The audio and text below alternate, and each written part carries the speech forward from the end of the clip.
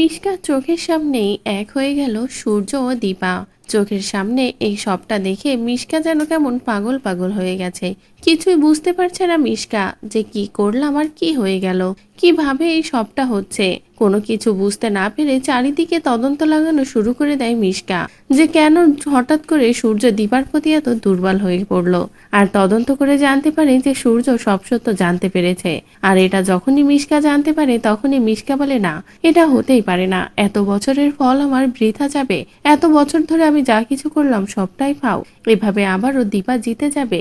আমি ওকে কোনোভাবেই জিততে দেব না। এদিকে হসপিটাল থেকে যখনই ডিসচার্জ করে দেওয়া হয় তখনই সকলে মিলে দীপাকে নিয়ে বের হয়।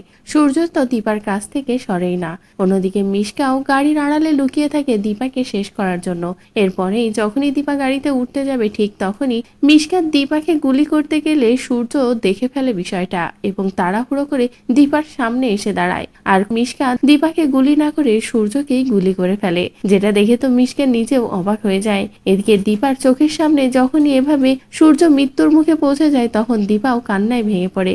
দীপা কিছু বুঝতে পারে না কিসে কি হয়ে গেল, কেন এমনটা হলো। এদিকে সূর্য তো আর কোনো কথাই বলতে পারে না। সূর্য পুরো মাটিতে লুটিয়ে পড়ে। তো বন্ধুরা, এবার যদি মিশকা নিজের হারটা সহ্য করতে না পেরে এভাবে দীপাকে মারতে গিয়ে সূর্যকেই গুলি করে ফেলে, তাহলে সেটা দেখতে তোমাদের ঠিক কেমন লাগবে কমেন্ট করে জানাও।